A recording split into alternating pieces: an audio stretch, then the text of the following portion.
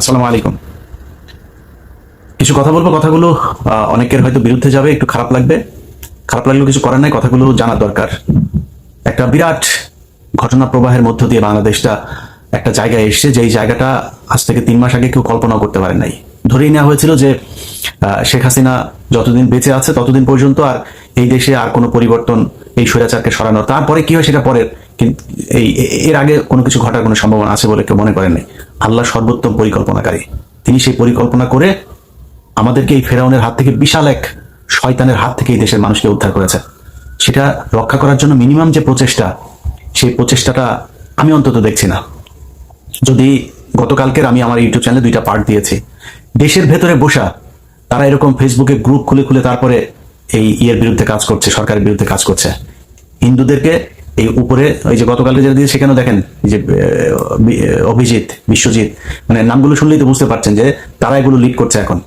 কারণ এদেরকে তো কিছু বলা যায় না, হিন্দুদের কিছু বলেই তো সংখ্যালঘু হয়ে যায়। এরা এই সুযোগটা নিচ্ছে, বিভিন্ন এলাকায় মন্দিরের ভেতরে বসে আওয়ামী লীগের লোকজন মিটিং করছে। আর হিন্দুদেরকে এমন ভাবে, এই আপনার জামাত ইসলামও দেখলাম এবার পূজা মণ্ডপে গিয়ে গিয়ে তারপরে তাদের ওইখানে তাদের মাথায় তুলে রাখছে। এত দায়িত্ব দেয়নি তো আপনাদেরকেও।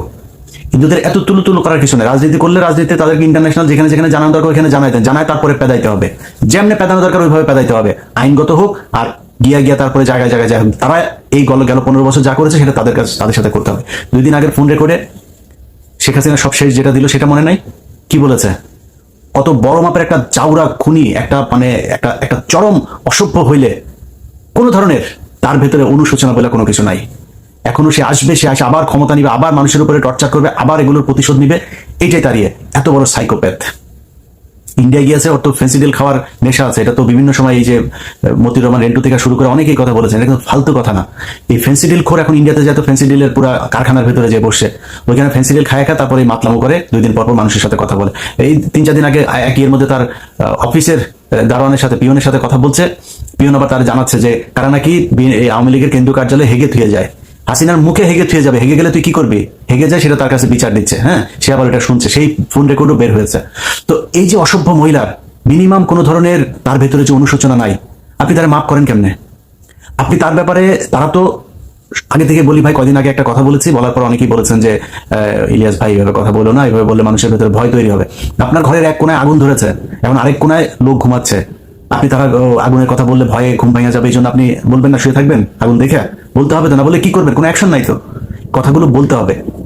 কালকের আমার ইউটিউব চ্যানেলে যে আমি যে 2টা পার্ট দিয়েছি, এই 2টা যে আমার যেখান থেকে আমাকে দেখ, এই 2টার ভেতরে কথা হচ্ছে কি, সব তাদের যত ক্ষোভ সব জামাত আর শিবিরের উপরে। আর নতুন করে আরেকটা হিজবুত তাহরির তারা বলছে। হিজবুত তাহরির তো আসলে আসলে হিজবুত তাহরির এইটার ব্যাপারে তারা যেভাবে মানুষের সামনে উত্থাপন করেছে সেটা পুরোটা একটা ভ্রান্ত একটা ইয়ে। হ্যাঁ, ভালো ভালো মানুষকে ধরে না তারপর হিজবুত তাহরির বানানো হচ্ছে, বানায় সেটার একটা ডেফিনেশন তারা তৈরি করেছে, সেটাই আন্তর্জাতিক বিভিন্ন জায়গায় দিয়ে রেখেছে। যাই হোক, এই তাদের সব ক্ষোভ মূলত জামাত শিবিরের উপরে। অতএব এই গার্ডটা জামাত শিবিরকে হইতে হবে। বিভিন্ন জায়গায় কষ্ট পান, কিছু করার নাই। এই যে একটা পরিস্থিতি থেকে বের হলো না কয়দিন আগে, এই মাত্র কয়দিন আগে দেখলেন না, হাজার হাজার কোটি টাকার মালিক, বিলিয়ন ডলারের মালিক জেলখানে বসে আছে, দেখছেন না? রাতারাতি এখন পর্যন্ত মানে কোনো হদিস মিলছে না যে কোথায় আছে তারা। যাদেরকে এতদিন রাস্তার আশপাশ দিয়ে যাওয়ার সময় মানুষজন মানে দেখলে সালাম না দিলে ধরে তাদের এই চেল্লা চামুন্ডা যারা আছে তারা ধরে থাপড়াইতো, তারা এখন ওই বিএনপির একদম 3rd ক্লাস যেসব নেতা কর্মী আছে তাদের পায়ে ধরে তারপরে বসে একটু নিজের সামলানোর জন্য চেষ্টা করছে। তো এই যে এটা এটা আওয়ামী লীগের ক্ষেত্রে হলো না। তারপরে আসলে কি বিএনপির লোকজনের কোনো ধরনের মিনিমাম কোনো মানে শিক্ষা নিয়েছে কিনা তারা? কষ্ট পান, কিছু করার নাই। কিন্তু সত্য কথাটা বলি, চাঁদাবাজি হচ্ছে, ব্যাপক আকারে হচ্ছে চাঁদাবাজি, এবং প্রায় শতভাগ ঘটনার সাথে এই বিএনপির লোকজন দায়ী। তো আপনাকে মাথায় রাখতে হবে যে বাংলাদেশের মানুষ যে একটা অভ্যুত্থান করলো, কেন, কিসের জন্য করলো? আওয়ামী লীগের লোকজন যে এইভাবে চাঁদাবাজি করেছে, মানুষের উপরে টর্চার করেছে, নির্যাতন করেছে, এই জন্য। আজকে আপনি ওই সেম কাজ করছেন, তো জনগণ কেন আপনার সাথে থাকবে? আর ভাই 5 বছর পরে এটার জন্য অন্তত যেই দল থেকে হোক, যেই সাধারণ মানুষের থেকে হোক, একটা প্রতিরোধ কমিটি তৈরি করা উচিত। যে বিএনপির যে যাবে চাঁদাবাজি করতে, সে আওয়ামী লীগের হোক না হোক, বিএনপির কারো নাম ভাঙায় হোক আর না হোক, যে যাবে তারা ধরে পিটাইতে হবে। এই কমিটি যদি গঠন না হয় তাহলে সামনে ভয়ঙ্কর অবস্থা বিরাজ করছে। আপনি আজকে মানুষ যখন কিনা বিএনপির দিক থেকে মুখ ফিরায় নেবে, তখন কি হবে? আলটিমেটলি বড় দল আরেকটা আওয়ামী লীগ আছে, তাদের দিকে আবার ওকে ঠিক আছে ওরাই আসুক, দেখা যাক কি হয়। মানুষ তো আস্তে আস্তে ভুলে যাবে। তো দেখা যাক কি হয়, সময় কি হবে, আওয়ামী লীগ আবার আসবে। আসার পরে আওয়ামী লীগ যদি এবার আসে, তাহলে আপনি বুঝতে পারছেন যে দেশের অবস্থাটা কি হবে। ওদের যত ক্ষোভ, এই 5 তারিখের আগেও শেখ হাসিনার বক্তব্যগুলোর কথা মনে আছে আপনার? সব ক্ষোভ হচ্ছে জামাত এবং শিবির। সো এই সেফট গার্ডটা জামাত শিবিরকে হইতে হবে, সেই দায়িত্বটা আপনাদেরকে পালন করতে হবে। প্রয়োজনে প্রতিটা এলাকায় আলাদা আলাদা গ্রুপ তৈরি করেন, কমিটি তৈরি করেন, এলাকায় যত ধরনের চাঁদাবাজি আছে এই চাঁদাবাজি এখানে যারা যারা আসবে তাদেরকে ধরে জনগণ নিয়ে তারপরে পেটাইতে হবে, সে যেই দলই করুক। বিএনপি যদি বলে বিএনপি করে না সমস্যা নাই, তো ওরে পেটাইলে বিএনপি বলবে না তো। এবং আমি যতটুকু আমার যতটুকু জানাশোনা আছে, তারেক রহমান এরকম ঘটনা শোনার সাথে সাথে সে অ্যাকশন নিয়েছে, অতএব তারেক রহমান এটাকে সাপোর্ট করে না। সামনে যদি আপনি বিএনপির কোনো চাঁদাবাজকে ধরে যদি পেটান, তারেক রহমান সেটাকে সমর্থন করবে। সো আমি মনে করি যারা বিএনপির নাম ভাঙায় তারপরে এই চাঁদাবাজিগুলো করছে, সেই জায়গাগুলো ঠিক করা দরকার। হাজার হাজার কোটি কোটি টাকা যারা এই করেছে, ইনকাম করেছে, মিনিমাম একদম মিনিমাম লেভেলের যদি নাকি একটা মানে শিক্ষাও যদি এটা থেকে নিত, তাহলে অন্তত চিন্তা করতো যে এত টাকা পয়সা কামাই কি করবো। আরে ভাই, দামি দামি গাড়ি ফেলায় চলে গিয়েছে, টাকা বস্তা এগুলো ঘরের মধ্যে ফেলে চলে গিয়েছে, রাখতে পারেন। এত টাকা করবেনটা কি, মানে লাভ কি আমার এটা বুঝান। ধরেন আমার যদি নাকি এখন নিউ ইয়র্কে 3টা বাড়ি থাকে, খুব স্বাভাবিকভাবে কোশ্চেন উঠবে যে ওর এত বাড়ি কোথেকে আসলো। আমার বাড়ি নাই, আমি ভাড়া থাকি, আমি একদম পুরো, আমি যে আমাকে যেভাবে কোশ্চেন করবে আমি সেভাবে তার সাথে আমার ব্যাপারে হিসাব দেবো। তো আমার যদি নাকি সর্বোচ্চ হইতে পারে, তাহলে একটা বাড়ি হইতে পারে। সর্বোচ্চ যদি হইতে পারে, ব্যাংকে হয়তো 10 লাখ টাকা থাকতে পারে, মানে বাংলাদেশি টাকা $10,000 থাকতে পারে হয়তো। তো এর বেশি যখন আমার অ্যাকাউন্টে যখন 100-200 কোটি টাকা থাকবে, তখনই তো এটা অস্বাভাবিক, ওটি তো আমার জন্য অসম্মানজনক। আবার সবাই বুঝবে যে ও চোর। এই যে এখন যারা চোর হিসাবে যাদের নাম আসছে, এই চোরেদের লজ্জা লাগে না? অতএব এটা থেকে একটু শিক্ষা নেওয়া দরকার। মানুষের টাকার দরকার আছে ভাই, কিন্তু এইভাবে না তো। আওয়ামী লীগ যেভাবে করেছে, আপনি যদি সেই একই কাজটাই করেন, তাহলে আপনার কাছে মানুষ আপনাকে কেন ভালোবাসবে, আপনাকে কেন সারা জীবন মানুষ ক্ষমতায় রাখবে? একটু শিক্ষা নেওয়া দরকার এই দেশের মানুষকে। আর এই যে ঘটনাগুলো ঘটছে না, এই ঘটনার পেছনে আমি মনে করি সবকিছুর জন্য সেনাবাহিনী দায়ী। সেনাবাহিনীর গোয়েন্দা সংস্থা আমি জানি না কি করেন, এর মাঝখানে অনেকগুলো গোয়েন্দা ব্যর্থতার ঘটনা ঘটেছে। এবং সামনে আপনারা ভালো করলেও এই দেশের ভালো, খারাপ করলে এই দেশের ক্ষতি হবে। আপনাদের হাতে এই দেশটা। অতএব আপনি যিনি মেজর জেনারেল আছেন, যিনি কর্নেল আছেন, যিনি লেফটেন্যান্ট জেনারেল আছেন, ব্রিগেডিয়ার জেনারেল আছেন, আপনাদের কাছে অনুরোধ, এই দেশের মানুষ গেল 15 বছরে আপনাদেরকে দেখলে থুতু দিত। 4 তারিখের আগ পর্যন্ত আপনাদেরকে দেখলে ভুয়া ভুয়া বলে তারপরে মানুষ স্লোগান দিয়েছে। এটা আপনাদের কর্মের ফসল। সামনে এমন কোনো স্বপ্ন দেখেন না, এমন কোনো কাজ করেন না যেটার কারণে আবার ফের সেনাবাহিনীর গায়ে মানুষ থুতু দেয়। একটা সুযোগ পেয়েছেন, আপনাদেরকে কিন্তু মানুষ ক্ষমা করে দিয়েছে।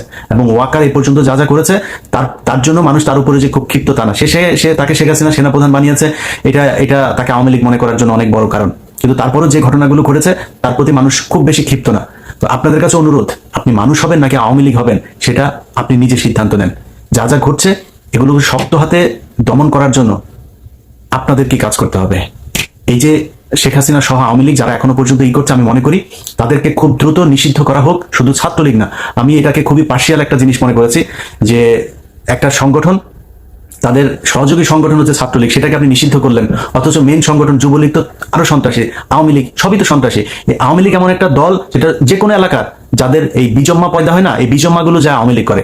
এই বিজম্মা ছাড়া কোনোদিন কেউ আওয়ামী লীগ করতে পারে না। সেই বিজম্মাগুলোকে নিয়ে আওয়ামী লীগ পয়দা হয়, তার ঘর থেকে আবার ছাত্রলীগ পয়দা হয়। তো এই যে ছাত্রলীগ যেখান থেকে পয়দা হলো, সেটাকে আপনি নিষিদ্ধ করলেন না, ছাত্রলীগকে নিষিদ্ধ করলেন। এটা আমার কাছে খুব হাস্যকর মনে হয়েছে। আওয়ামী লীগ, যুবলীগ, স্বেচ্ছাসেবক লীগ, কৃষক লীগ যা আছে, ওদের সবগুলো সহযোগী সংগঠন, সবকটাকে একদম দলগতভাবে তারপরে নিষিদ্ধ করতে হবে।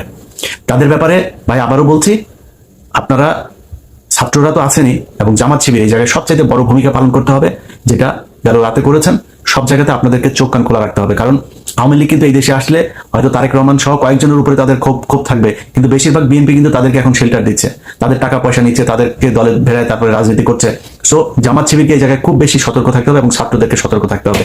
আর উপদেষ্টা পরিষদে ডক্টর মোহাম্মদ ইউনূস সহ তারপরে আসিফ নজরুল, আপনাকে নিয়ে সমালোচনা করছি। যদি রয়ের এজেন্ট হয়ে না থাকেন, তাহলে আশা করি এই যে ঘটনা ঘটলো আপনার সাথে বিদেশে, যে এটা আপনার সুইজারল্যান্ডের ঘটনাটা আপনার জন্য যথেষ্ট। এটা বোঝা যে আপনার শত্রুকে, আপনি এই দল এদেরকে যেভাবে শেখ মুজিবের ছবি আপনি ঘরের ভেতরে টানায় রেখে তারপরে আপনি শেখ হাসিনাটা নামিয়েছেন, এই যে একটা কাজ করেছেন না, এটার জন্য আপনার এই সুইজারল্যান্ডের ঘটনা আপনি পাওনা ছিলেন। আওয়ামী লীগ কি জিনিস এটা আপনি এখনো বুঝতে পারেন নাই।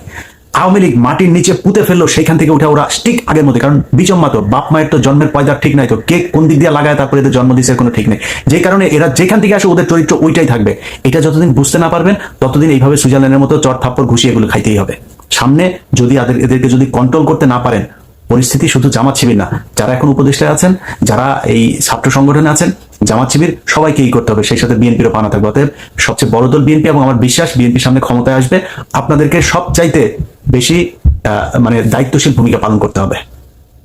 কারণ আপনি যখন কিনা আওয়ামী লীগকে সুযোগ দিবেন, নমনীয় থাকবেন, আওয়ামী লীগের দলকে নিষিদ্ধ করতে চাবেন না, ছাত্রলীগকে নিষিদ্ধ করার কারণে আপনি আবার প্রতিবাদ জানাবেন, এগুলো করে এদেরকে যখন সহনশীল করবেন না, আপনাকে বুঝতে হবে যে যারা গতকালকে মিটিং করতে চেয়েছে, আরে ভাই তারা কারা? তারা খুন করেছে, খুনের সাথে জড়িত। ধরেন আপনি তো তাকে ডেকে আনেন, তাকে ধরে বলেন না যে তুমি ওটার সাথে ছিলা। এখন এই পরিস্থিতিতে যারা কিনা মাঠে এসছে, তাদের মাঠে আসার মানে এটা কি প্রিপারেশনটা কি? প্রিপারেশন হচ্ছে যে আগে তাদের ধরে মারা ফেলতে হবে। এই যে প্রিপারেশন তাদের, যাকে পাবে তাকে মেরে ফেলবে, এটা মানেটা কি? এটা মানে হচ্ছে তারা এই 5 তারিখের আগের যে হত্যাকাণ্ড, সেই হত্যাকাণ্ড তারা ঘটিয়েছে, আবার সেই একই ধরনের হত্যাকাণ্ড ঘটানোর জন্য তারা আসছে।